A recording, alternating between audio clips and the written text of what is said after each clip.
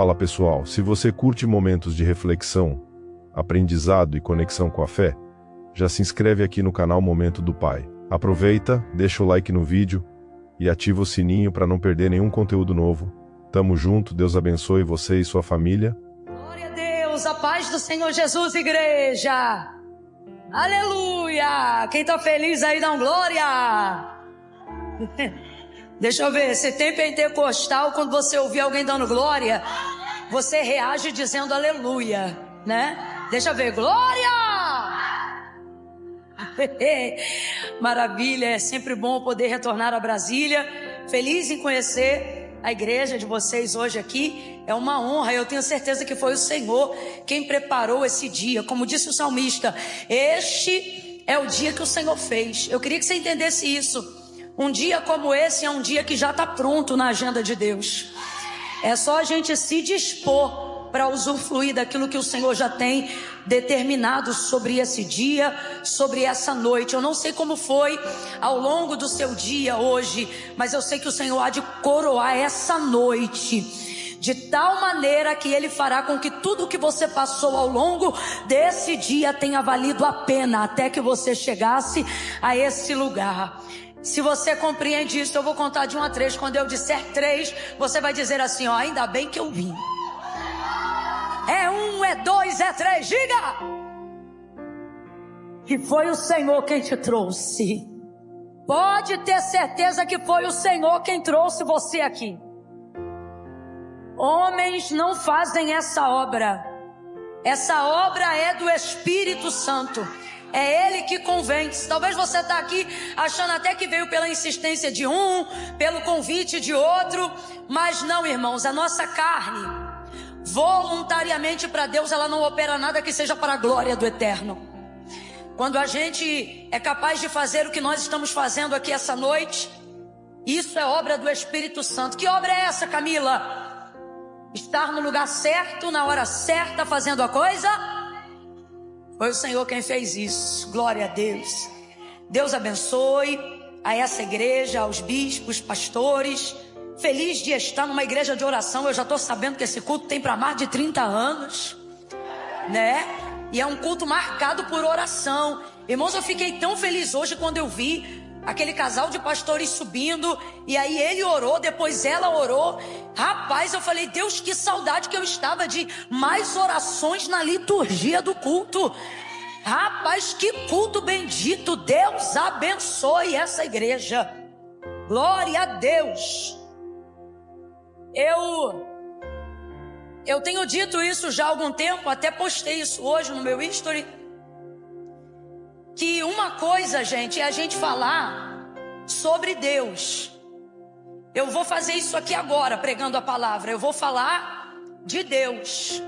As palavras que eu vou falar estão na Bíblia. Aquilo que eu vou falar refere-se a dizer sobre quem Deus é, não sobre quem nós somos. Então eu vou falar de Deus aqui agora. Isso é bom.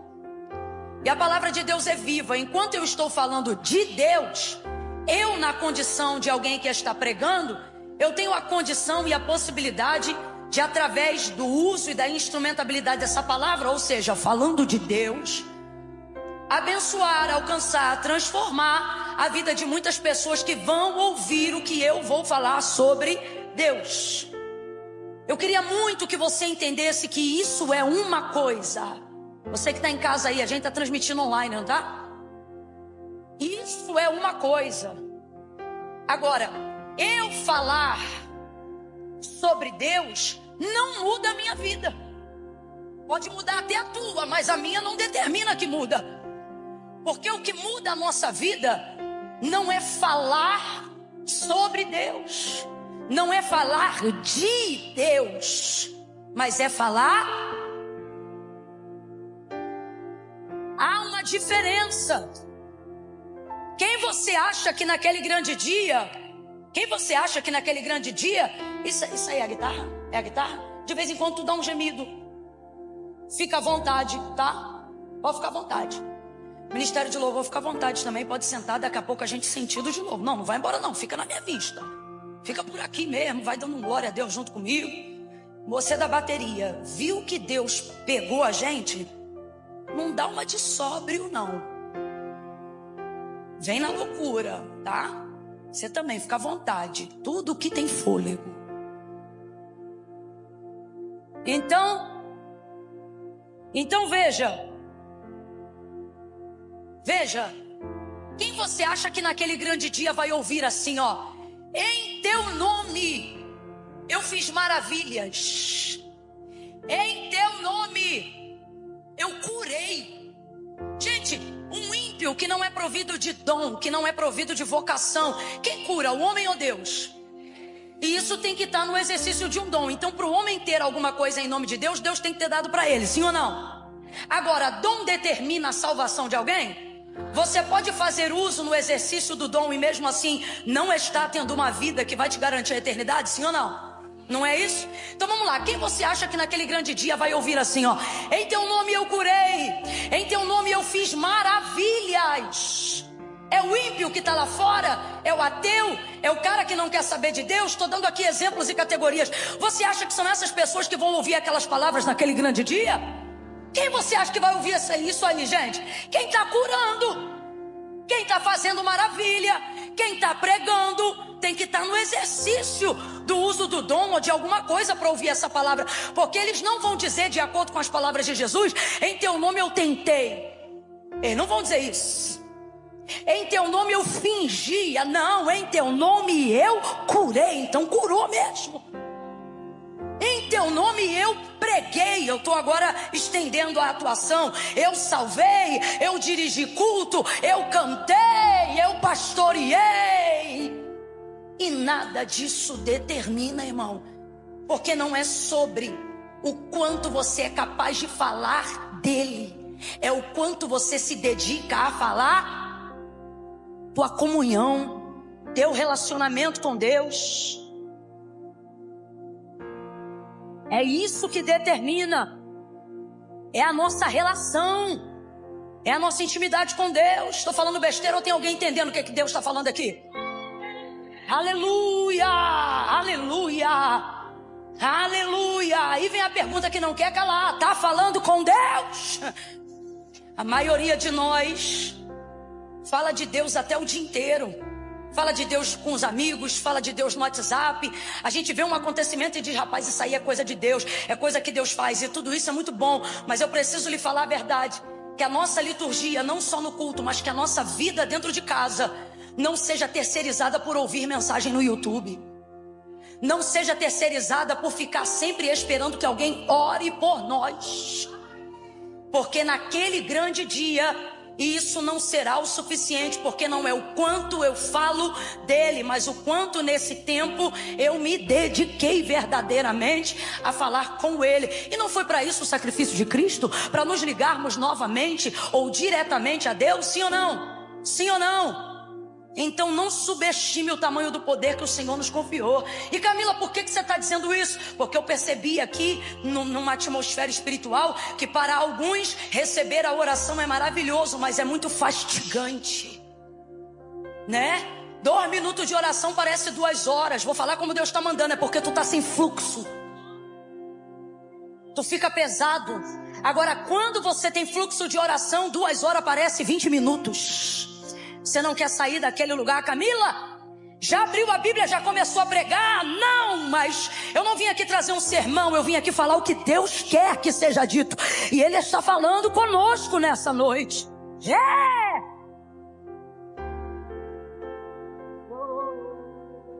Glória! Quem entendeu, diga amém. Vamos para a segunda mensagem da noite.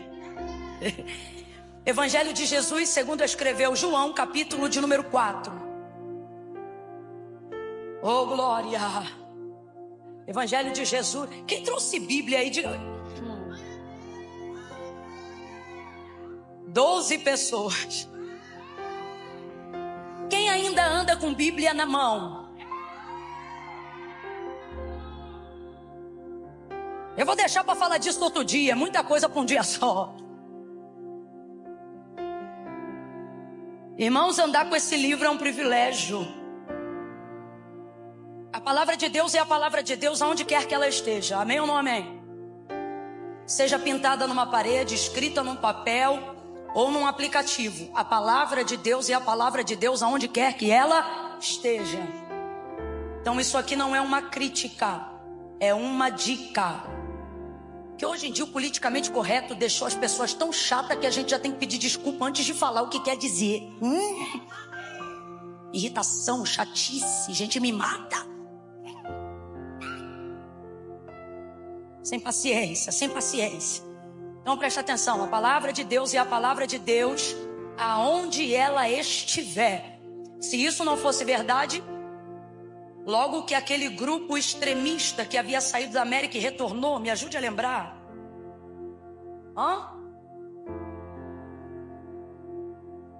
O Estado Islâmico, mas tem um nome, como que a gente fala? Isso! Não vou reproduzir no microfone, mas todo mundo ouviu, porque às vezes esse tipo de coisa derruba o vídeo no canal. Mas quando esse grupo voltou a exercer o poder, logo na primeira semana, eu nunca mais vou esquecer dessa notícia. Logo na primeira semana, 2 mulheres foram decapitadas em praça pública, porque elas tinham um aplicativo da Bíblia Sagrada no smartphone. Então isso prova o que eu estou dizendo. A palavra de Deus é a palavra de Deus em qualquer lugar. Aonde ela estiver, ela é a palavra. Então volto a dizer, o que eu vou dizer agora não é uma crítica, é uma dica.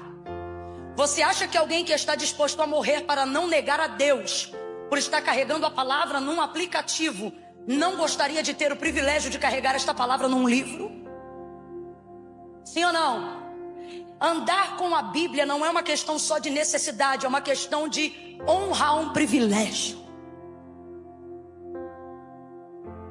Se esse livro não fosse tão importante quanto de fato ele é, por quê?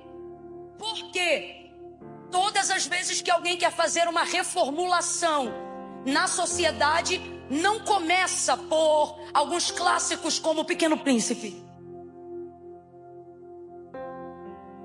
ou alguns outros que são mundialmente famosos e conhecidos, mas sempre começam por esse. Quando Hitler desenvolveu a ideia de promover uma raça ariana, o primeiro livro que era alvo nas bibliotecas era a Bíblia Sagrada. Eu me lembro que quando eu me converti, eu demorei a sair de casa com a Bíblia. Eu colocava ela ou na bolsa da minha mãe ou na bolsa de algum amigo que fosse crente, porque eu sabia que se me vissem com a Bíblia na rua, iam saber que eu estava indo para a igreja, e eu tinha vergonha de ir para a igreja, porque para mim ser crente era cafona. Para mim ser crente era dar o atestado de otarice. Então eu não queria que ninguém me visse com a Bíblia. E eu percebia que outras pessoas desenvolviam o mesmo comportamento, colocando a Bíblia em sacola, para que ninguém visse. Por quê? Porque não é apenas um livro, é um símbolo. E eu percebo a gente diminuindo o privilégio de uma liberdade que a gente pode usufruir isso. Então eu vou dizer pela 4ª vez, não é uma crítica, é uma... Ande com a sua Bíblia quando você vier para a igreja. Usa ela, folheia ela, gasta ela, sente ela, sabe? Esse aqui é incompetitivo, insubstituível, é único. Eu já disse isso certa feita, mas vou dizer de novo. Rui Barbosa não exercia o mesmo nível de cristianismo que a gente exerce hoje. Então, eu não estou falando de protestantismo, mas tão somente de cristianismo. E como grande filósofo, entre outros atributos que ele tinha para ser ouvido pela sociedade como um todo, independente de nicho, Rui Barbosa disse algo que me maravilhou. Ele dizia o seguinte ao ser questionado sobre que lugar a Bíblia deveria ocupar numa biblioteca. E ao perguntarem para ele qual era o lugar ideal para botar a Bíblia, ele respondeu a levar os questionadores a pensarem do jeito que ele respondeu, dizendo, coloque ela onde quiser, para poder fazer parecer que ele estava desdenhando, mas na verdade era o contrário. Coloque ela onde quiser. E aí ele continuou e disse, pode colocar ela onde quiser. Por quê? Se colocar no fundo de todos os livros, será a base de toda inscrição que vale a pena. Se colocar no meio, será o centro de tudo aquilo que já foi dito. E se colocar no topo, será a coroa de tudo aquilo. Oh, gente, alguém entendeu o que é que ele quis dizer? Aleluia! Meu Deus! Os privilegiados, levantem, levantem, levantem. Levantem os privilegiados. Ô Camila, mas aí quem não trouxe vai ficar chateado. Cada um com a sua consequência. Eu trouxe a minha. Quem trouxe, exerce o privilégio. Exerce o privilégio. Rapaz, eu sou da época que Bíblia era artigo de presente, não só para estudo, mas para ir para a igreja. Para levar para a igreja. Eu particularmente uso muito a minha por 2 motivos. Primeiro, porque Spurgeon diz que quando você encontra a Bíblia de alguém caída aos pedaços, provavelmente ela pertence a alguém que está inteiro. Segundo, porque eu tenho pavor de um dia acontecer alguma coisa tecnológica e por algum motivo como esse que a gente viveu recentemente, politicamente falando agora, com aquele aplicativo onde a gente podia expressar determinadas opiniões. E eu tenho medo de acontecer alguma coisa como no Afeganistão, por exemplo, e de repente por algum motivo, sobre o respaldo de que isso ou aquilo é laico, a gente perder esse acesso. E aí eu penso assim, mano, já pensou eu, uma serva de Deus, frequentando a igreja, e de repente alguém diz assim, abra sua Bíblia no primeiro livro dos Reis, e eu para lá e para cá, porque me desabituei aonde ficam os textos, de tanto só digitar na lupinha e aparecer. Aí eu penso, rapaz, a minha cara já queimava quando eu comecei a caminhar e o povo abria rápido e eu tinha que ir lá no índice e ver qual era o número da página, porque o apóstolo Paulo orientou, ele disse, procura apresentar-te ao Senhor teu Deus como obreiro que maneja bem a palavra da verdade e que não tenha do que se envergonhar. Coisa linda é quando a gente vê um crente que fala, abre a Bíblia em tal lugar, ele vai lá, tchapá. As nossas gincanas de antigamente tinha esse exercício, botava os 2 grupos, irmão, o pau cantava, mas era crente, porque gincana a gente esquece das coisas, a gente quer ganhar. E eu me lembro que ficava um grupo de um lado e um grupo do outro. E aí dizia assim, qual era o exercício? Falava o livro, aí falava livros mais difíceis, né? Falava o livro e aí quem abrisse a Bíblia primeiro ia pontuando na gincana. Vamos voltar a fazer essas brincadeiras aí para ver o que acontece. Não é? João capítulo 4. Vou ver agora, olha lá. Vai. Vamos lá, gente. Evangelho do Senhor Jesus, segundo escreveu João, capítulo de número 4. Deus colocou uma palavra no meu coração. E eu queria, pela misericórdia, compartilhar um pouquinho com você. Oh, aleluia. Oh, aleluia. Aleluia. Quem encontrou, diga amém.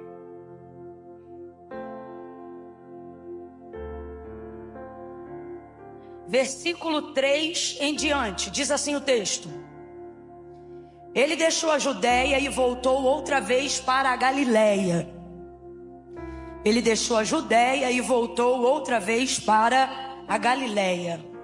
E era-lhe necessário passar por Samaria. Chegou a uma cidade samaritana chamada Sicar, perto das terras que Jacó dera a seu filho José.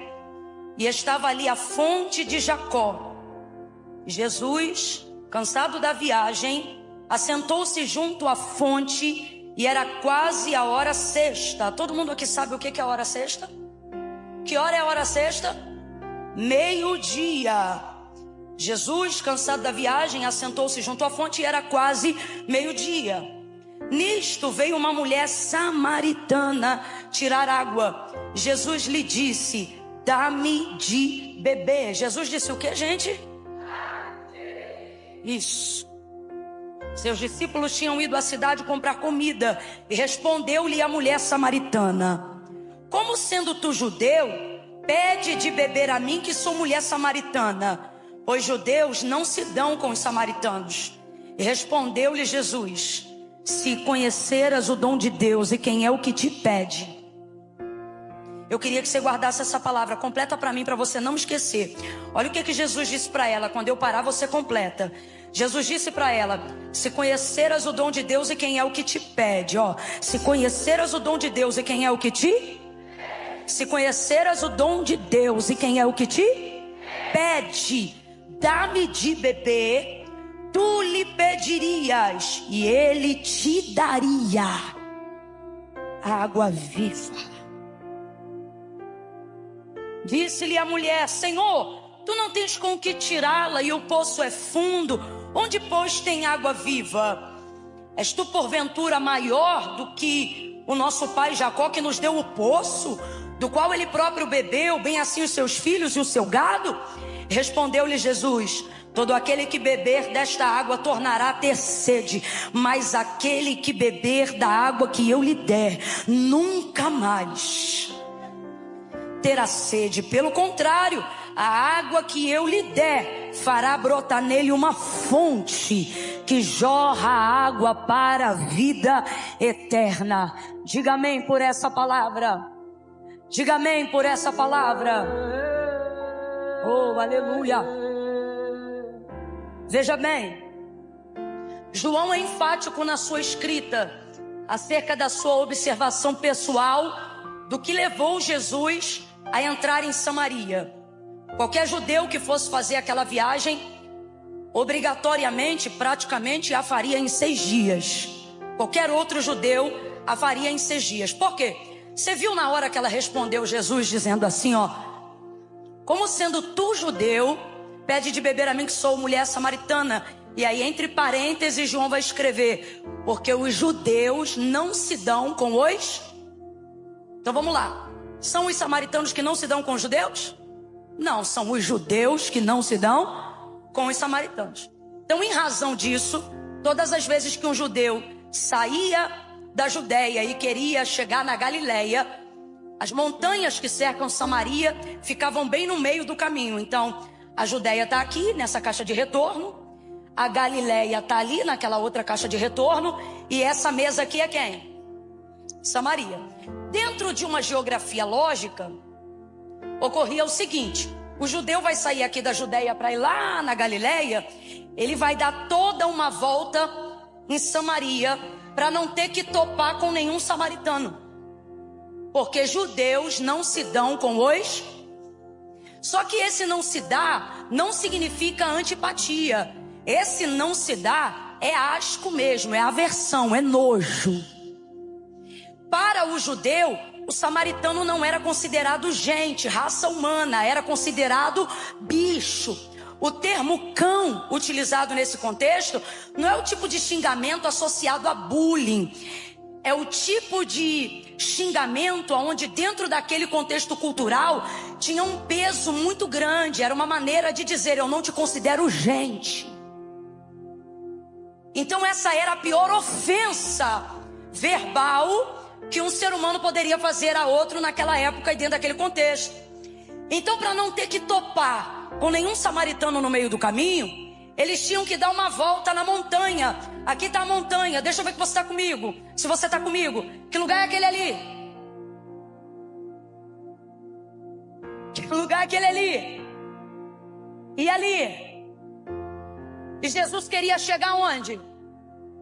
Hã? Tem gente falando em Samaria. Jesus queria chegar onde? E no meio, bem no meio, quem estava? Região montanhosa. Então, para não ter que topar com nenhum samaritano, qualquer judeu dobra o período dessa viagem. E ao invés de fazer essa viagem em 3 dias, que seria o cronograma ideal, passando pelo meio da província de Sicá, essa pessoa acaba tendo que dobrar a viagem e fazer a viagem em 6 dias. Porque ela acabava tendo que levar mais bagagem, mais coisas, tudo para não topar com nenhum samaritano. Um judeu convicto não vai comprar água com o samaritano, não vai comprar comida com o samaritano. Então vamos lá, a mala que a gente arruma para fazer uma viagem de 3 dias é uma, sim ou não? E a mala para fazer uma viagem de 6 dias é outra, sim ou não? Quem lembra de Jesus contando da parábola do bom samaritano? Alguém lembra? Ele fala dentro daquela narrativa, e não é à toa. Quando Jesus conta a parábola do bom samaritano, historicamente falando, de certa maneira Jesus está fazendo alusão àquilo que acontecia na travessia entre Judeia e Galileia. Porque por ignorar Samaria, e não passar no meio do caminho e derrubar 3 dias da viagem, eles tinham que levar uma bagagem muito maior. Tinha que levar água, tinha que levar comida. Por quê? Porque eles não iriam estabelecer nenhum tipo de conduta comercial ou qualquer coisa que lhe facilitasse a viagem no meio. Então era 6 dias de viagem e com bagagem pesada. Diga assim após mim: mais longa e pesada. Então qualquer judeu dentro desse contexto fazia uma viagem para chegar ao destino mais longa e pesada. Fazia uma viagem para chegar ao destino mais longa e pesada. Como é que era a viagem? Como é que era a viagem? Por isso João vai escrever no seu texto, dizendo: e era-lhe necessário passar por Samaria. Jesus vai utilizar uma rota que nenhum judeu utilizaria. E a viagem, que naturalmente deveria durar 6 dias com qualquer um, com ele a princípio só deveria durar 3 dias. Porque tudo aquilo que estavam querendo ignorar no meio do caminho para chegarem na Galileia, Jesus não ignorou. Agora, ele fez isso muito alegre, ele fez isso muito feliz. De acordo com o relato de João, Jesus não está passando em Samaria com a mesma motivação que ele passava, por exemplo, na casa de Marta, Maria e Lázaro. Lá o texto vai dizer em João 11, se não me engano, que quando Jesus ia lá, o texto diz: e Jesus amava a Marta, a Maria e a Lázaro. Então você vai ver que Jesus tinha afinidades pessoais com aquela família, independente de exercício ministerial, diferente da passagem dele por Samaria. Aqui João está percebendo que ele não está indo só por espontaneidade, mas ele está indo para cumprir um exercício ministerial. Ou seja, eu não estou indo só porque eu gosto, eu não estou indo só porque eu quero, eu estou indo para fazer o que precisa ser feito. E o que precisa ser feito? Levar salvação ao perdido, levar restauração ao pecador, promover uma saída para aqueles que atravessaram a porta do erro, a porta do pecado, mas não sabem como retornar. Jesus, diferente de qualquer judeu, não deixa o seu status pessoal atrapalhar a obra. Jesus não deixa o número de seguidores do seu Instagram prejudicarem a sua opinião sobre algo ou alguém. Jesus não deixa os seus contratos, o seu CNPJ impedir os seus princípios. O que você está dizendo, Camila? Estou dizendo que a prioridade de Jesus é fazer aquilo que precisa ser feito, independente do que vão dizer, independente do que vão achar. A coisa é tão séria, só para você entender, a coisa é tão séria que Jesus fala para os seus discípulos irem para a cidade comprar comida. Aí eu te pergunto, ele estava com fome? Não, o texto diz que ele estava cansado, e nem sempre ele apresentava esse mesmo nível de fome que nós temos. Tanto é que quando tentaram fazer ele ingerir uma comida fora de horário, ele disse: minha comida e minha bebida é fazer a vontade daquele que me chamou. Jesus sempre prioriza o ministério e não as necessidades. Ele sempre prioriza a vontade do Pai e não a opinião alheia. Ele sempre prioriza o que Deus quer que ele faça e não o que as pessoas esperavam que ele fizesse.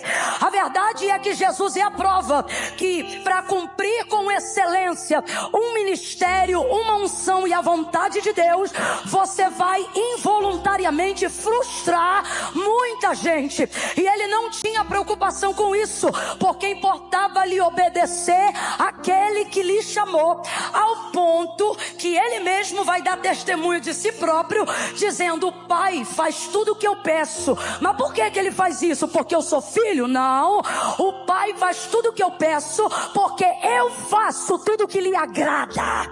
Então, quando ele precisava, o Pai chegava junto, porque Jesus é o tipo de homem que, ao cumprir o ministério na terra, não coloca afinidades acima da vontade de Deus, não coloca suas próprias vontades acima da vontade de Deus. Há nele a mesma alegria e o mesmo júbilo para visitar alguns amigos na região de Jerusalém, aldeias e cidades vizinhas? Não, não há. De acordo com o relato de João, parecia um tanto constrangedor aquilo que ele estava fazendo, mas mesmo assim ele fez. Primeira verdade que Deus está mandando eu liberar nessa noite sobre a nossa vida é: Sabemos aonde estamos, sabemos aonde queremos chegar, mas muitas vezes terminamos espancados pelo meio do caminho. Terminamos pesados demais para concluir a viagem. Porque estamos dando mais atenção ao que os outros esperam de nós do que ao que Deus delegou para que nós fizéssemos.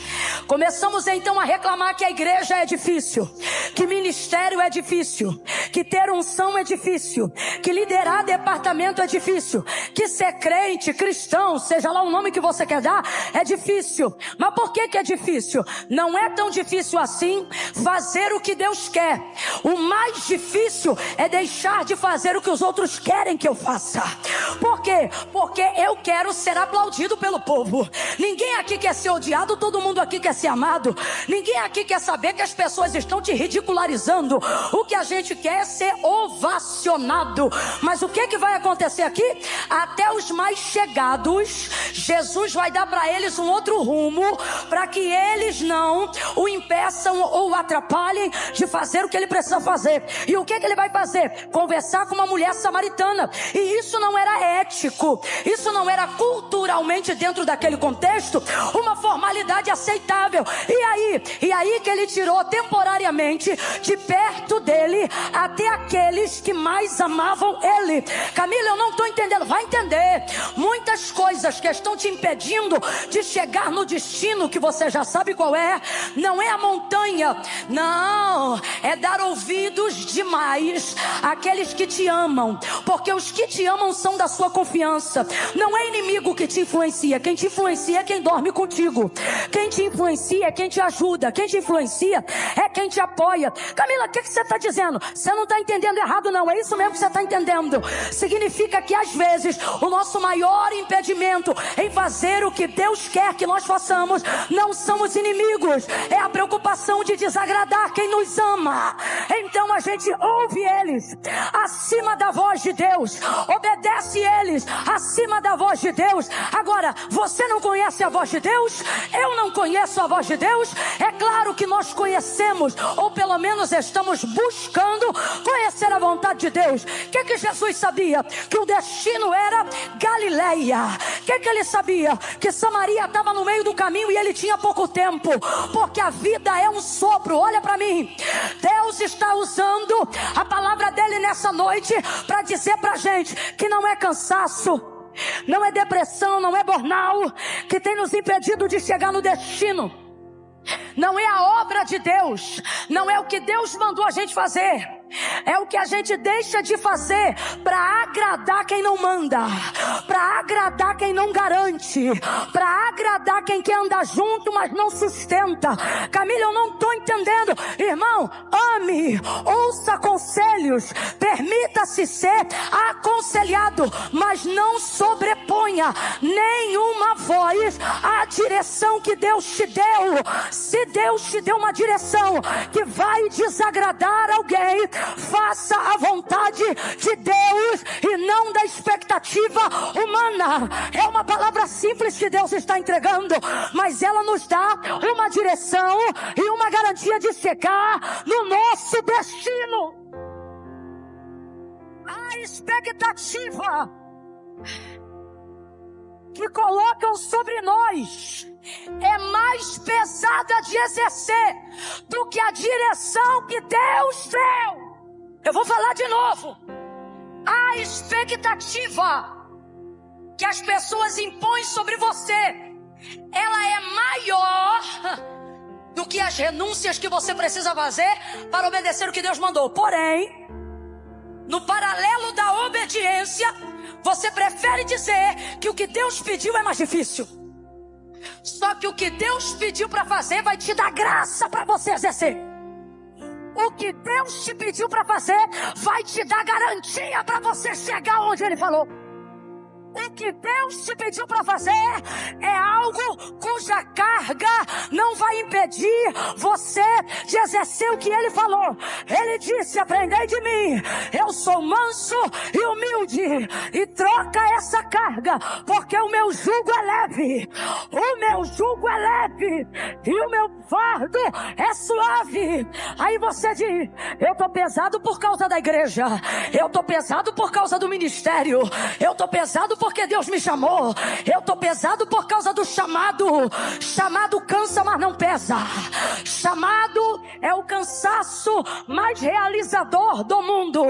A grande busca da vida não é não se cansar, mas é aprender a se cansar pelos motivos certos. Quando você se cansa pelos motivos certos, você dorme exausto e acorda motivado para fazer tudo de novo. Agora, viver a vida e gastar a vida inteira para atender a expectativa de quem está ao nosso redor, em detrimento daquilo que Deus nos falou, mina de nós a energia, dobra a viagem e faz ela ficar, quem lembra? Longa. E se eu falar que já era para você ter chegado aonde você sabe que tinha que ter chegado? Ah, Camila, mas eu não cheguei por causa disso, por causa daquilo?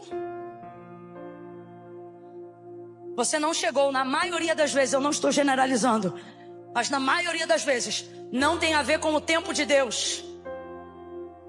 É que na maioria das vezes, usamos a nossa força, nossa energia, nossa reputação, nosso dinheiro para atender às nossas conveniências e não à vontade de Deus. Na maioria das vezes, usamos a energia que Deus nos deu para exercer o propósito e usamos ela para fugir do propósito. Pegamos as pendências que aparecem no meio do caminho. Deixa eu ver se você ainda lembra. Ali que terra é aquela? E essa ali? E aqui é quem? Vamos lá.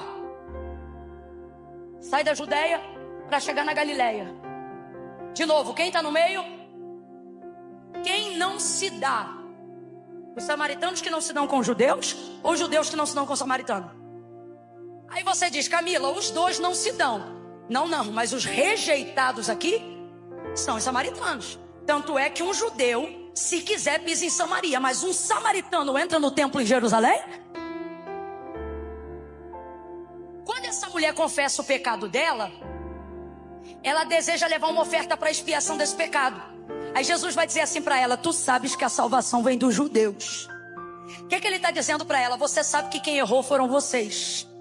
Você sabe que quem miscigenou a raça e perverteu a liturgia legítima e original de adoração foram vocês. Então quem está errado? Você está com medo de falar? Eu não estou dizendo que é certo tê-los chamados de cães, e nem que agora eles não estejam corretamente ofendidos. Mas quem começou tudo? Quem está vivendo a consequência do seu erro? Bora, quem? Os samaritanos. Os samaritanos. Então nós identificamos que essa geografia aqui, ó, Samaria, é uma terra de errados. Meu destino é certo.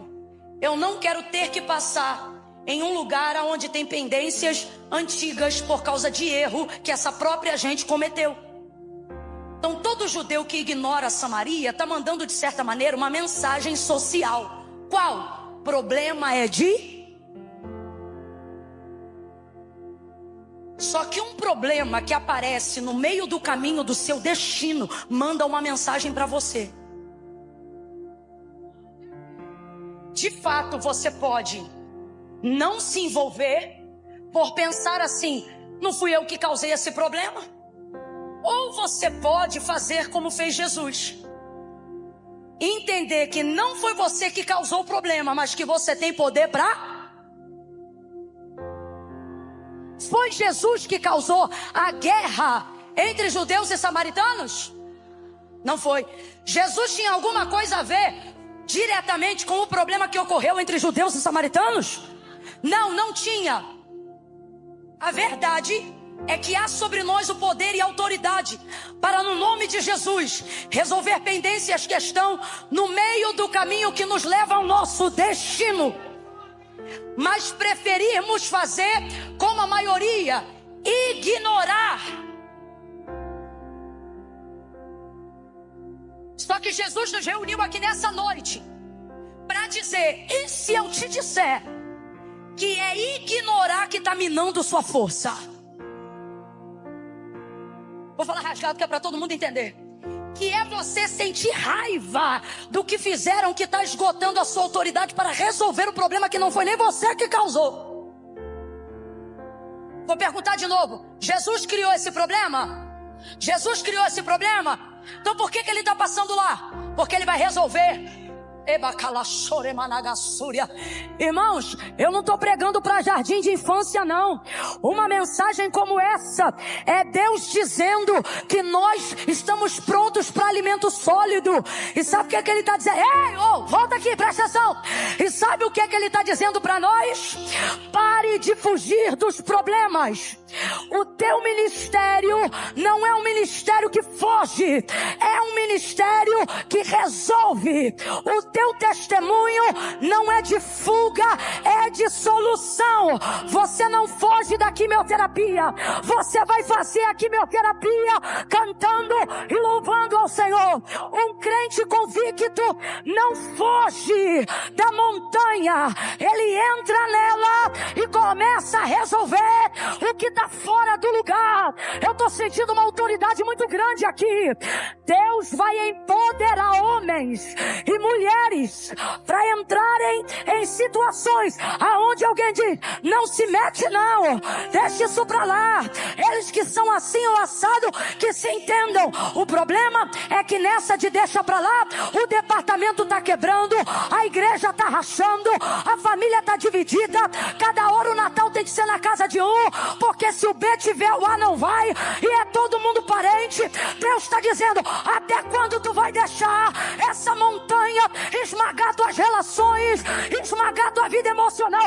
Pois a partir de hoje tu vai entrar nessa montanha e vai deixar claro que o problema você não criou, mas que a unção para resolver está com você. Pega na mão de quem está do teu lado. Eu estou sentindo uma graça de Deus. Segura a mão, segura a mão. Segura, segura. Me dá tua mão, mulher. Segura a mão de quem está do teu lado aí agora. Segura de qualquer jeito não. Ai, irmã Camila, mas eu não conheço. Não precisa conhecer. Deixa ele perceber que não é uma noite de entretenimento gospel, nem de evento. Você que está de pé aí atrás, se não quiser te dar a mão, chapa a mão no ombro do vizinho e deixa ele perceber que você está ao lado de um profeta do Eterno. Pega na mão dele. Grite assim comigo: é este mês. Diga: é este mês que montanhas não vão te atrapalhar. Sacode ele e diz: tu vai entrar lá, tu vai atravessar essa montanha, vai ganhar tempo, vai ganhar leveza, vai ganhar autoridade, vai resolver problemas. O demônio suicida, você vai resolver. Você vai resolver. Essa briga pela herança vai acabar. Esse problema vai acabar. Você vai resolver. Eu estou pedindo graça de Deus aqui. Enem de soluções. Você vai resolver. Você vai resolver. Olhe para mim.